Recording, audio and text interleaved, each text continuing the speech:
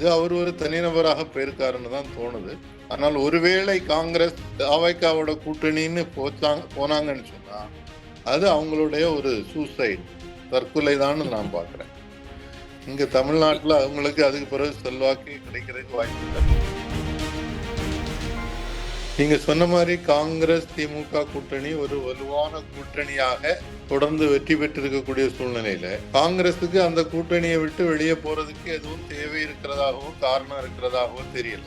நான் இப்பதான் 5 பேர் கொண்ட ஒரு குழு அமைத்து பேச்சுவார்த்தை தொடங்கி முதல்வரையே நேரடியாக சந்திச்சும் பேசியிருக்காங்க. தாவேகா 110 சீட்டு 16 சீட்டு கொடுக்குதுன்னு சொன்னதெல்லாம் யாரோ சொல்லக்கூடிய ஊகம். காரணம், தாவேகா ஏற்கனவே என்ன சொல்லுது, விஜய் தான் முதல்வர் அப்படின்னு சொல்லுது. தமிழ்நாட்டுல மொத்த சட்டமன்ற தொகுதிகள் எத்தனை? 234.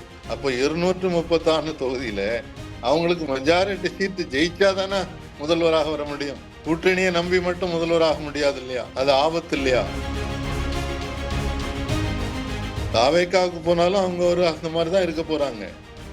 அதுக்கு மேல அவங்களுக்கு எந்த இடமும் கிடைக்க போறது. தாவேக்கா அந்த மாதிரி ஒரு கூட்டணிக்கு போறதா இருந்தாங்கன்னா அவங்க வேறையும் சிலரை கூட்டணிக்கு கொண்டு வர்றதுக்கு முயற்சி செய்வாங்க. அதுக்கு வாய்ப்பு இருக்கு இல்லையா?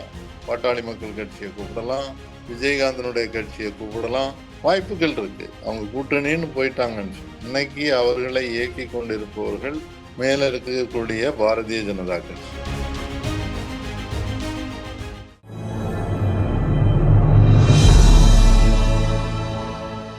தமிழ் நியூஸ் நேயர்களுக்கு அன்பு வணக்கம். இன்றைய சிறப்பு நேர்காணலில் நம்மோடு இருந்திருப்பவர் அரசியல் விமர்சகர் மரியாதைக்குரிய தாமஸ் பிராங்கோ சார். சார் வணக்கம்.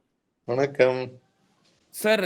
காங்கிரஸ் திமுக கூட்டணி தொடர்ந்து 3 பொது தேர்தல்கள்ல வெற்றி வெற்றி வெற்றி இருக்கக்கூடிய இந்த கூட்டணி அண்மை காலத்துல பல சலசலப்புகள் திமுக காங்கிரஸ் இடையே ஏற்பட்டிருக்கிறது என்ற ஒரு தகவல் கூறப்படுகிறது.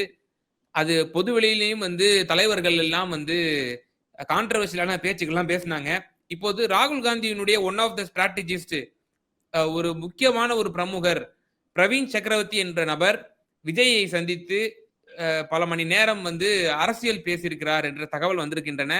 அவரே அதை ஒப்புக்கொண்டிருக்கிறார். நான் விஜயிடம் அரசியல் பேசினேன், நான் இப்போது கூற முடியாது, வரக்கூடிய காலங்களில் கூறுகிறேன் என்று கூறுகிறார். இது கூட்டணிக்கு மத்தியில் சலசலப்பை ஏற்படுத்தாதா?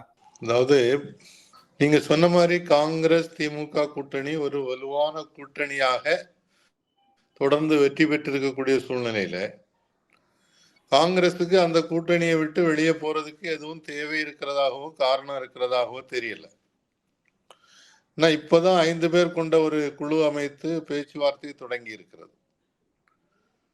முதல்வரையே நேரடியாக சந்திச்சும் பேசியிருக்காங்க. சமீபத்துல இந்த கூட்டணியை பற்றி எங்களுக்கு கூடுதல் தொகுதி வேணும், ஆட்சியில் பங்கு வேணும்னு எல்லாம் கேட்டது பெரிய தலைவர்கள்னு சொல்ல முடியாது. அதாவது மாநில தலைவராக இருக்கக்கூடிய செல்வ பெருந்தகை அந்த மாதிரி பேசல. ஆனா சட்டமன்ற உறுப்பினராக இருக்கக்கூடிய ராஜேஷ்குமார் ஒண்ணு பேசியிருந்தார். அடிமட்டத்தில் இருக்கக்கூடிய சிலர் இந்த மாதிரி சில வார்த்தைகளை பயன்படுத்துறது என்பது கூட்டணிக்கு நல்லதில்லை. ஆனா என்ன பார்க்கணும்னு சொன்னா காங்கிரஸ் அப்படி ஒரு டிசிப்ளின்டு பார்ட்டி இல்லை, ஒரு கம்யூனிஸ்ட் பார்ட்டி மாதிரி இல்லை. கம்யூனிஸ்ட் பார்ட்டியில யாராவது ஒருத்தர் பேசினாங்கன்னாக்கி அது அதிகாரபூர்வமான கருத்தாகத்தான் இருக்குமே தவிர ஆளாளுக்கு ஏதாவது ஒண்ணு பேசிட்டு இருக்க முடியாது.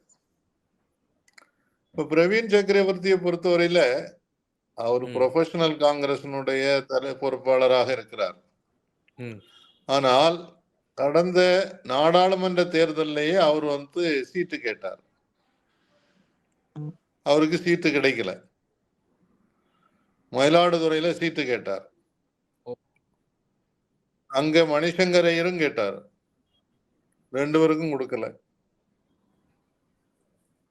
அப்படி இருக்கும்போது இவர் ராகுல் காந்திக்கு நெருக்கமானவர் அப்படின்னு சொல்லிக்கிட்டது மட்டும் முழு உண்மையும் இல்லை. ராகுல் காந்தியை பொறுத்தவரையில அவர் எல்லாரையும் கலந்து பேசுறார். ஆனா முடிவெடுக்கக்கூடிய அதிகாரம் என்பது யார்கிட்ட இருக்குது? மல்லிகார்ஜுன கார்கே இருக்கிறாரு, ராகுல் இருக்கிறாரு, கேசி வேணுகோபால் இருக்காரு பொதுச் செயலாளர். அவங்கதான் முக்கியமான முடிவுகள் எடுக்கிறாங்க. கூட்டணி பேச்சுவார்த்தைகள் நடக்கும்போது கூட இறுதி முடிவு அவங்களுக்கு தெரியாம நடக்கிறது இல்ல. அப்படி இருக்கக்கூடிய சூழல்ல பிரவீன் சக்கரவர்த்தி ஏற்கனவே விஜய் அவர்களை கரூர் சம்பவத்துக்கு முன்னாலேயும் சந்திச்சிருக்கிறார். அப்ப அவரு ஏதோ ஒரு குறுக்கு சால் அடிக்கிறாருன்றது தோணுது. எனக்கு ஒரு சந்தேகம் என்னன்னாக்கி அவர் இப்போ செங்கோட்டையன் மாதிரி இவரும் கூட ஒருவேளை அங்க போய் சேர்ந்துட்டு எனக்கு ஒரு எம்எல்ஏ பதவி கொடுங்கன்னு கேட்டால் ஆச்சரியப்படுவதில்லை. ஏன்னா இவங்கெல்லாம் காங்கிரஸ்ல ரொம்ப வலுவான தலைவர்கள்னு சொல்ல முடியாது. காங்கிரஸ்ல ஏற்கனவே நம்ம முன்னாலேயே பல தடவை பார்த்திருக்கிறோம், பேசியிருக்கிறோம். பல மாநிலங்கள்ல ஆட்சி பொறுப்பில் அவங்க இல்லைன்னும் போது கட்சி மாறுவது என்பது ரொம்ப சர்வசாதாரணமாக நடக்குது. நாம 2 பேருமே பேசியிருக்கிறோம். கோவால என்ன நடந்தது, அருணாச்சல் பிரதேசத்துல என்ன நடந்தது, மணிப்பூர்ல என்ன நடந்தது, மிசோராம்ல என்ன நடந்தது, நாகாலாந்துல என்ன மாதிரி கூட்டணி இருக்கு, இதெல்லாம் நாம பேசியிருக்கிறோம். அதனால இவங்கெல்லாம் ஒரு தீவிர காங்கிரஸ் பற்றுதல் உள்ளவங்களாக இருக்கிறாங்களான்றது எனக்கு சந்தேகமா இருக்கு. எப்படின்னாலும் அவர் தெளிவாக என்ன சொல்லியிருக்கலாம்னாக்கி, இது எனக்கும் அவருக்கும் தனிப்பட்ட ஒரு பேச்சுவார்த்தை, நாங்க நண்பர்கள்னு சொல்லியிருந்தா வித்தியாசம். அதுக்கு பதிலா நான் என்னன்னு சொல்ல மாட்டேன், இதுல அரசியலும் இருக்குதுன்னு சொல்றது என்பது இந்த கூட்டணிக்கு களங்கம் கற்பிப்பதாக இருக்கிறது. இது காங்கிரஸுக்கு நல்லதில்லை. திமுக கூட்டணி இல்லாமல் காங்கிரஸ் தமிழ்நாட்டில் வெற்றி பெறுவது என்பது சாத்தியமே கிடையாது. ஒரு சீட்டு கூட ஜெயிக்காது. அதுவும் இந்த தாவேக்காவோட போய் கூட்டணி வச்சு இவங்க ஜெயிச்சிடலாம்னு நினைச்சா அதுக்கு வாய்ப்பே கிடையாது. இதுதான் என்னுடைய அசஸ்மெண்ட். சோ இன்னைக்கு காங்கிரஸ் என்பது அப்படி ஒரு முடிவெடுத்து பிரவீன் சக்கரவர்த்தியை பேச்சுவார்த்தைக்கு அனுப்புனதாக எனக்கு புரிதல் இல்லை. அப்படி தெரியல. அப்படி பேச்சுவார்த்தைக்கு போனோம்னா செல்வ பெருந்தகை போனோம், இல்ல அந்த 5 பேர் குழு அமைச்சிருக்காங்க இல்லையா, அவங்கள யாராவது போயிருந்தா அது வித்தியாசம். இது அவர் ஒரு தனிநபராக போயிருக்காருன்னு தான் தோணுது. ஆனால் ஒருவேளை காங்கிரஸ் தாவைக்காவோட கூட்டணின்னு போனாங்கன்னு சொன்னா அது அவங்களுடைய ஒரு சூசைட், தற்கொலை தான் நான் பாக்குறேன். இங்க தமிழ்நாட்டுல அவங்களுக்கு அதுக்கு பிறகு செல்வாக்கு கிடைக்கிறதுக்கு வாய்ப்பு இல்லை. இன்னைக்கு கண்கூடா பாத்தீங்கன்னு சொன்னா காங்கிரஸ் ஒரு காலத்துல செல்வாக்கான கட்சியாக இருந்தது. இன்னைக்கு தமிழ்நாட்டுல பொறுத்தவரையில பல மாநிலங்கள்ல அடிமட்டத்துல அவங்களுக்கு வேலை செய்யறதுக்கு ஆட்கள் கிடையாது. பீகார்ல பார்த்தோம்ல, ரொம்ப பேர் விவாதம் நடத்தி கூடுதல் தொகுதி கேட்டு கடைசியில கொஞ்சம் தொகுதியை கூட்டியும் கொடுத்தாங்க. போன தடவை போட்டி போட்ட போது கிடைத்த தொகுதியை விட கூடுதலாக கொடுத்திருந்தாங்க. ஆனா கடைசியில முடிவுகள் என்ன காட்டுச்சது? 4 சீட்டு தான் ஜெயிக்க முடியுது. அப்போ அவங்களுக்கு களத்துல பலம் இல்லாமல் இந்த மாதிரி முயற்சிகளை செய்யறது நல்லதில்லை. காங்கிரஸ் தன்னுடைய அடிமட்ட தொண்டர்களை பலப்படுத்தணும், அவங்களுக்கு பயிற்சிகள் கொடுக்கணும். சேவாதாள் ஒரு காலத்துல வலுவான அமைப்பாக இருந்தது. அந்த மாதிரி அமைப்பை மீண்டும் உருவாக்குவதுதான் அவங்களுக்கு பிரயோஜனமா இருக்குமே தவிர இந்த மாதிரி குறுக்கு சால் வெட்டுறது அவங்களுக்கு பிரயோஜனமா இருக்காது. இல்ல சார், இப்போ திமுக கூட்டணியிலே தொடர்ந்தாங்க அப்படின்னா 25 சீட்டா இல்ல 25க்கும் கீழே கொடுக்கப்படுவதாகலாம் நம்ம டாக்ஸ் எல்லாம் நம்ம பாக்குறோம்.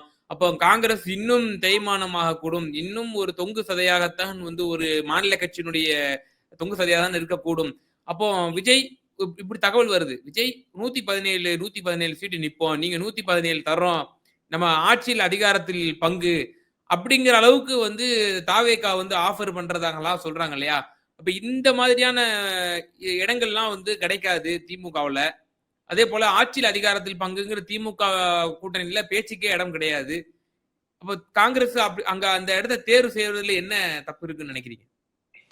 அதாவது தாவேகா 110 சீட்டு 16 சீட்டு கொடுக்குதுன்னு சொன்னதெல்லாம் யாரோ சொல்லக்கூடிய ஊகம். காரணம், தாவேகா ஏற்கனவே என்ன சொல்லுது, விஜய் தான் முதல்வர் அப்படின்னு சொல்லுது. தமிழ்நாட்டுல மொத்த சட்டமன்ற தொகுதிகள் எத்தனை? 234. 234. அப்போ 234 தொகுதியில அவங்களுக்கு மெஜாரிட்டி சீட்டு ஜெயிச்சாதானே முதல்வராக வர முடியும். கூட்டணியை நம்பி மட்டும் முதல்வராக முடியாது இல்லையா? அது ஆபத்து இல்லையா? அதனால எக்காரணம் கொண்டும் ஒரு கொஞ்சம் அரசியல் தொலைநோக்கோடு பார்க்கக்கூடிய யாருமே அந்த மாதிரி திடீர்னு காங்கிரஸுக்கு இவ்வளவு சீட்டு அள்ளி கொடுத்துட மாட்டாங்க. காங்கிரஸுக்கு அவ்வளவு சீட்ல கண்டெஸ்ட் பண்றதுக்கு போட்டி போடுறதுக்கு ஆள் இருப்பாங்க, வேலை செய்யறதுக்கு ஆள் இருக்காது. நாம இதுக்கு முன்னால் நடந்த பல்வேறு தேர்தல்கள்ல நானும் பார்த்திருக்கிறேன். அவங்களுக்கு களத்துல வேலை செய்யறதுக்கு கூட்டணியில கடைசியில திமுக தான் வேலை செய்துட்டு இருக்கோம், கம்யூனிஸ்ட் கட்சிகள் வேலை செய்துட்டு இருக்கோம், விசிகா வேலை செய்யுமே தவிர அவங்களுடைய பலத்தை வச்சு அவங்க ஜெயிச்சதும் கிடையாது. அவங்க மற்ற தொகுதிகளில் கூட மற்ற கட்சிகள் போட்டி போடக்கூடிய தொகுதிகளில் பெருசா வேலை செய்யறதும் இல்லை. ஆனா அந்த அளவுக்கு களத்துல ஊழியர்கள் இல்லை. அந்த யதார்த்தத்தை புரிஞ்சுக்கணும் இல்லையா?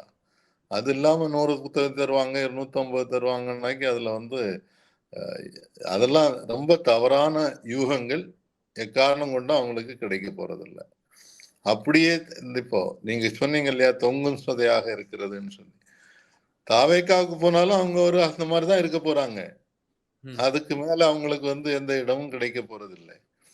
தாவேக்கா அந்த மாதிரி ஒரு கூட்டணிக்கு போறதா இருந்தாங்கன்னாக்கி அவங்க வேறையும் சிலரை கூட்டணிக்கு கொண்டு வர்றதுக்கு முயற்சி செய்வாங்க. அதுக்கு வாய்ப்பு இருக்கு இல்லையா? பாட்டாளி மக்கள் கட்சியை கூப்பிடலாம்,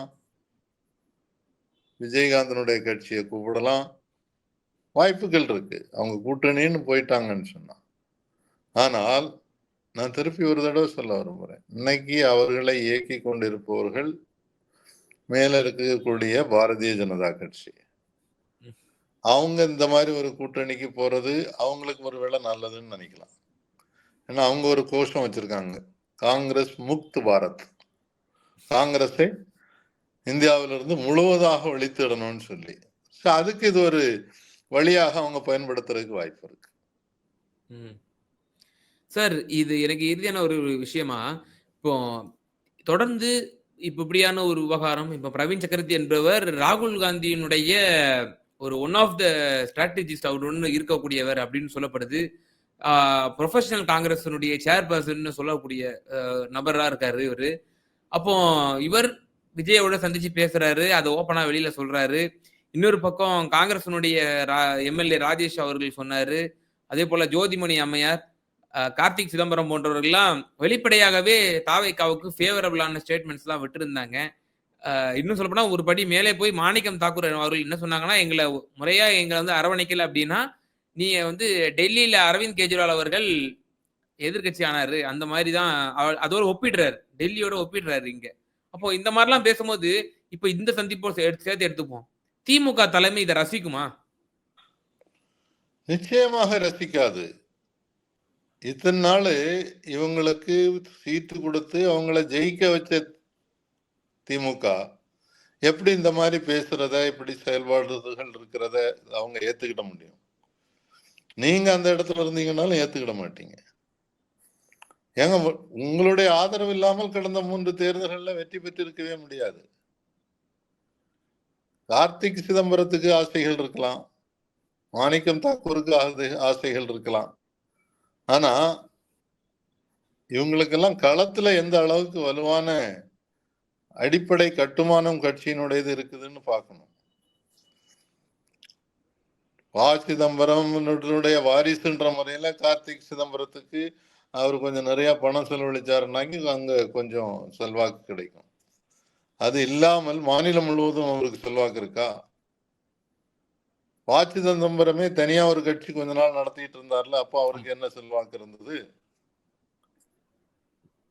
வாசன் இன்னைக்கு தனியா கட்சி நடத்திட்டு இருக்கிறாரு, அவருக்கு என்ன செல்வாக்கு இருக்கு? அவரு ஒரு காலத்துல அவருடைய தந்தையார் ஜி கே மூப்பனார் காங்கிரசினுடைய என்ன சொல்லுவாங்க, யார அதிகாரத்தில் கொண்டு வருவதுன்னு சொல்றது அவருடைய முடிவாக இருந்தது. அவர் தான் பேக் போன், அவர் தான் டிரைவர் சீட்ல இருந்து பின்னால இருந்து டிரைவ் பண்றாரு அப்படின்லாம் சொல்லுவாங்க. இன்னைக்கு அவருக்கு பின்னணியில என்ன இருக்கு? ஒண்ணும் இல்லை. அதனால இவங்க தேவையில்லாம திமுக வருத்தப்படுத்தக்கூடிய அளவுல இந்த மாதிரி நடந்துக்கிறதும் பேசுறதும் முறையல்ல. அதனால எந்த பலனும் அவங்களுக்கு கிடைக்க போறதில்ல. கூட 2 சீட்டு வேணும்னாக்கி அதுக்கு வந்து ராகுல் காந்தி போய் நேரடியா திமுகவோட பேசினா ஒரு வேளை நடக்குமே தவிர, இந்த மாதிரி வாய்ச்சவடால்கள்னாலெல்லாம் எந்த பிரயோஜனமும் இருக்காது. இது திமுகவுக்கும் தெரியும், காங்கிரஸ் தலைமைக்கும் தெரியும். இந்த பொது தேர்தல்ல திமுக தலைமையிலான இந்த கூட்டணி சுமூகமாக தொடரும்னு நினைக்கிறீங்களா? எந்த பிளவும் ஏற்படாது, அரவணைச்சிருவாரு நம்ம முதலமைச்சர் அப்படின்னு நீங்க நினைக்கிறீங்களா? என்ன பொறுத்தவரையில கூட்டணி தொடரும். நீங்க சொன்ன மாதிரி தமிழக முதல்வர் திமுகவினுடைய தலைவர் வந்து எல்லாரையும் அரவணைத்து போறதுக்கான வாய்ப்புகள் தான் கூடுதல் இருக்கு. அவருக்கும் ராகுல் காந்திக்கும் தனிப்பட்ட முறையில் ஒரு மிகப்பெரிய நெருக்கம் இருக்கிறது. அதே மாதிரி இந்தியா கூட்டணியில ஒரு முக்கியமான அங்கமாக இன்னைக்கும் திமுக இருந்துகிட்டு இருக்குது. அவங்களுக்கு வந்து இப்போ மேற்கு வங்காளத்துல அவங்களுக்கு இன்னைக்கு மமதா பானர்ஜி அவர்கள் காங்கிரஸ் சொல்றதை கேட்கறது இல்ல. மமதா பானர்ஜி சொல்றதை காங்கிரஸும் கேட்கறது இல்ல. இங்க அப்படி இல்லை. அதனால நிச்சயமாக இந்த கூட்டணி தொடரும் என்பதுதான் என்னுடைய கருத்து. ஒரு அரசியல் விமர்சகராக பல நாட்கள் அரசியலை கூர்மையான கவனிச்சு கொண்டிருக்கிறது அடிப்படையில நான் சொல்றேன், இந்த கூட்டணி தான் தொடரும். இதெல்லாம் சின்ன சின்ன சலசலப்புகள் கொஞ்ச நாளைக்கு இருக்கும். அதுக்கு பிறகு தேர்தல் அறிவித்த பிறகுதான் கடைசியா தொகுதி முடிவு எல்லாமே நடக்க போகுது. அதுக்கு முன்னாலேயே இதெல்லாம் வந்து சும்மா நம்ம தேசியமாக பல விஷயங்கள் சொல்லிட்டு இருக்கலாம், பேசிட்டு இருக்கலாம். பலரும் அந்த மாதிரி பேசிட்டு இருப்பாங்க. அது வந்து ஒரு முடிவாக வராது. தலைமை முடிவெடுக்க போறது 2 பேர் தான். ராகுல் காந்தி அவர்களும் மு.க. ஸ்டாலின் அவர்களும் தான் கூட்டணியை முடிவு செய்ய போறாங்க. 2 பேரும் இன்னைக்கு அனுபவம் உள்ள தலைவர்களாக இருக்காங்க. திமுக தலைவரை பொறுத்தவரையில் அவருக்கு நீண்ட நாள் அரசியல் அனுபவம் இருக்கு. பல வெற்றிகளையும் தோல்விகளையும் சந்திச்சு, தாக்குதல்களையும் சந்திச்சு வந்தார். ராகுல் காந்தி அதே மாதிரி இப்போ முன்னால சொல்ற மாதிரி அவர் பப்புன்னு சொல்லி கிண்டல் பண்ணுவார, பாரதிய ஜனதா கட்சிக்காரங்க தான் அவரை பப்புன்னு சொல்லுவாங்க. இன்னைக்கு அவர் எதிர்கட்சி தலைவராக அவர் பேசுற விதம், வைக்கக்கூடிய வாதங்கள், அவர் எழுதக்கூடிய கட்டுரைகள், அவர் நடத்தின பாரத் ஜோடோ யாத்ரா, அந்த மாதிரி எல்லாமே வந்து புள்ளி விவரங்களோட வேலை செய்யறாரு. அவர் ஒரு தொலைநோக்கு பார்வையோட தான் அவர் வேலை செய்யறாரு. அதனால 2 பேரும் சேர்ந்து ஒரு நல்ல முடிவு எடுப்பார்கள் அப்படின்றதுதான் என்னுடைய எதிர்பார்ப்பு. சார், பல்வேறு விவகாரங்கள்ல எங்க நேயர்களுக்கு ரொம்ப தெளிவா உங்களுடைய கருத்துக்களை பகிர்ந்தீங்க. ரொம்ப நன்றி சார். நன்றி, வணக்கம்.